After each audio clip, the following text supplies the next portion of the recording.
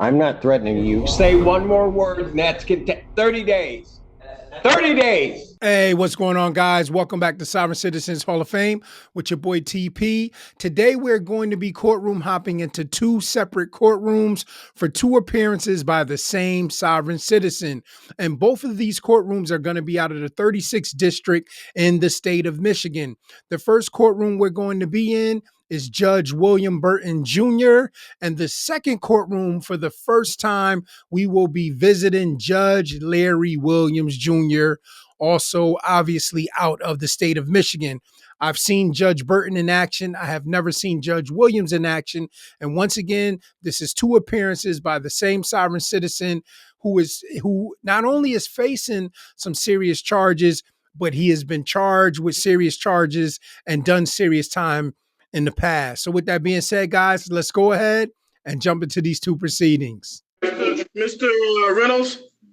Judge, what was that preliminary exam date? You said 12/27 and then 1? January 3rd. Yes, we're ready, Mr. Judge. Reynolds? Yes. Okay, Mr. Reynolds, state your name. Your Honor, if I could probably clear this up, Mr. Reynolds is objecting to a video arraignment at this time. Mr. Reynolds, state your name. Irvin Reynolds. This is case number 240608. Mr. Reynolds is being charged with count 1, felonious assault.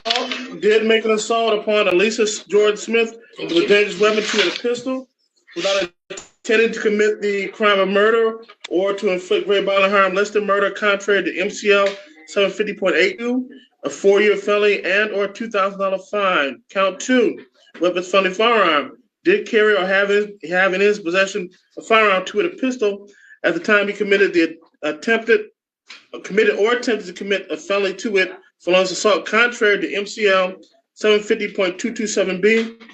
2 years consecutively with and preceding any term of imprisonment imposed for the felony or attempted felony conviction. Mandatory forfeiture of weapon or device. Count 3, domestic violence. Did make an assault or an assault and battery upon Elisa Jordan Smith, an individual with whom he had a dating relationship, contrary to MCL 750.81 subparent 2. That's a 93-day misdemeanor and or a $500 fine. A consecutive sentence may be imposed on MCL 750.506 sub small a if the assault was committed in a place of confinement, as well as habitual second offense notice. Appearances, please. Lisa Coyle, appearing on behalf of the people. And again, Your Honor, Sydney Rushing, P78830, on behalf of Mr. Reynolds. And again, Your Honor, I'd just like to advise the court, my client is objecting to a video arraignment. You would like to be arraigned in person. Noted for the record. Noted for the record. Bond recommendation, Mrs. Coyle. Your Honor, based on, he's currently on a parole hold. He has a parole violation, is returned to MDOC for he has a murder 2 out of 1992. He got 25 to 40. He was paroled in April of this year. This occurred in October of this year. As the court notes, it's highly assaultive, threats of death, with a weapon. The complainant's statements are corroborated by the officer noticed a scratch under her chin. Also, they found the weapon in the backyard where he was detained once he fled from the officers. So for these reasons, Your Honor, although I know he's on a parole hold, he's likely going nowhere based on the allegations, based on the assault of nature. And I believe my guess would be the violation is the new case, but I'm not sure. So I'm going to ask for $50,000 cash surety and a tether if he is released, tether house arrest. But likely, I have a feeling this is what the parole is about. Ms. Rushing? Your Honor, we'd be asking Your Honor to consider a lower bond. That is an unaffordable bond. Again, my client is located at the Michigan Department of Corrections currently. So we're asking you for consider a lower bond. I believe a GPS tether is the least restrictive means if Mr. Reynolds is able to be released prior to the conclusion of this case. Okay, for clear, convincing reasons, I find Mr. Reynolds a danger to the complaining witness and to the community. Based on a review of the investigator's report, there was an assault with a pistol. And then what is troubling, in the last sentence of the first paragraph, the victim stated, "He has my gun and he said he's going to kill me." And given his prior murder conviction, I believe he has great ability to carry out the threat. And so for those reasons, I find he's a danger to the community. I'm going to adopt the recommendation of the people of $50,000 cash surety. While his case is pending, no, he's not possessing handguns, firearms, other dangerous weapons, no contact with Lisa Smith. If he's able to post bond, Excuse me, Your Honor.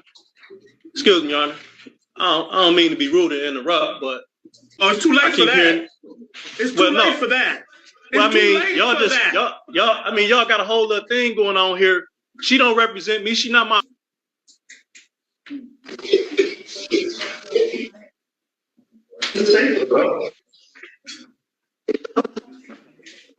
Okay. Give me one moment.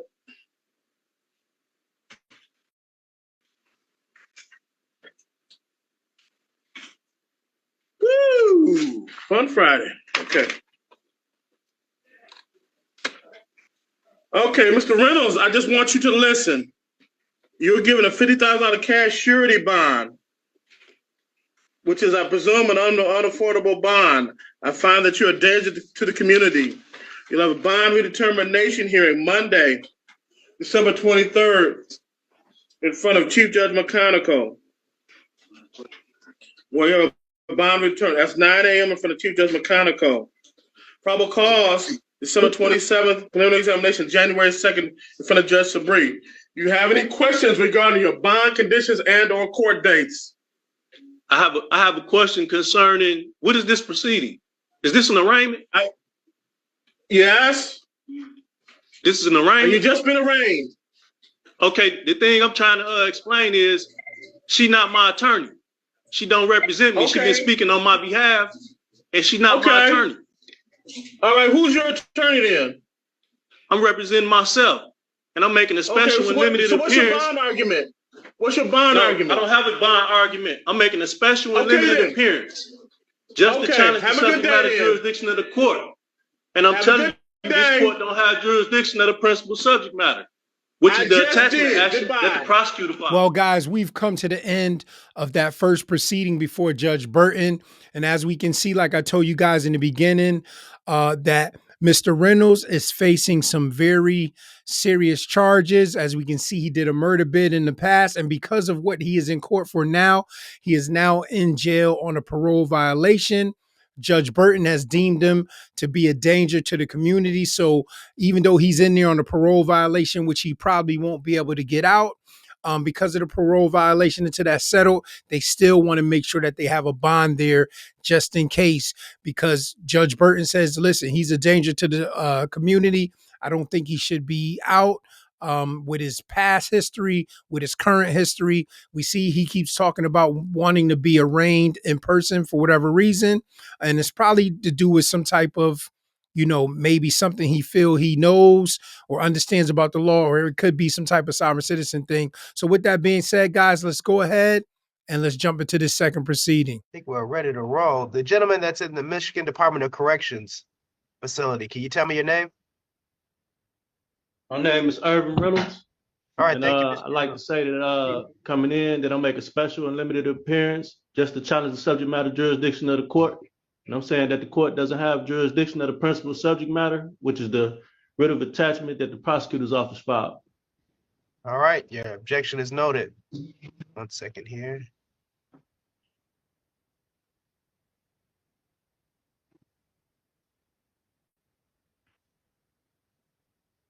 All right, this is State of Michigan versus Irvin Reynolds, case 24060877001. Today is the date set for a bond redetermination hearing. Can I have appearances, please?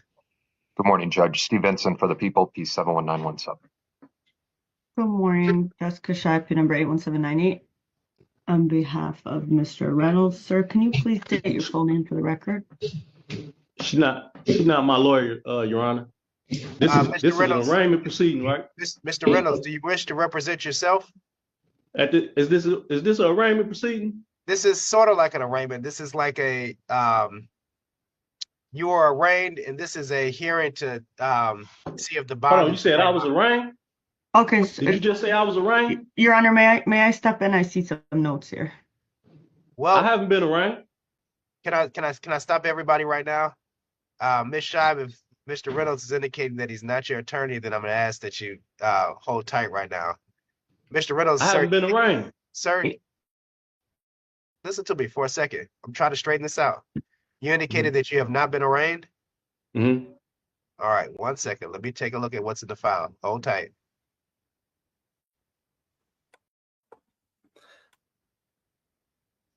Yes, and I do have notes, so not on behalf of him, just to help the court. I appreciate that. But let me see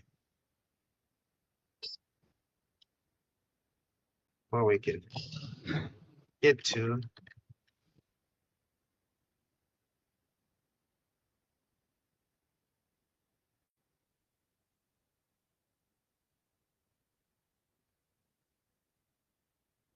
Hold tight, Mr. Reynolds. I have to look something up real quick.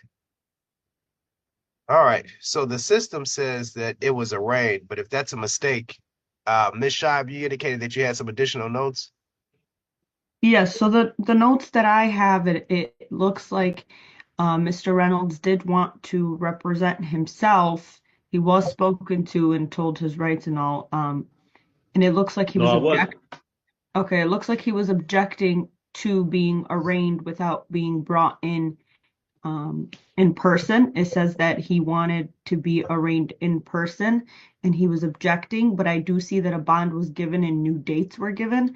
So it said no video arraignment. So I believe it was done without, he wanted to Your come Honor. in person. Well, I would say this, Mr. Reynolds. I would say this. That's fair. If you want to be arraigned in Your Honor, person. hold on. Wait a minute. No, stop. You have the right to be arraigned in person. They cut Listen the to me. off. I'm going to stop your audio because you're not listening to me, and I'm not going to go back and forth with you. I'm indicating if you want to be arraigned in person, I am going to order you arraigned in person. And we're going to stop all this. If you stop talking over me, we wouldn't have this back and forth. All right. So I'm going to set an arraignment date. Let's see, today, the next date they have in front of you for,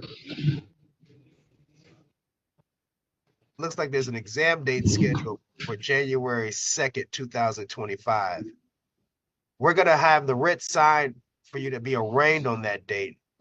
We'll see if that's enough time to transport you to 36th District Court for your arraignment, and then we'll take a PCC from there.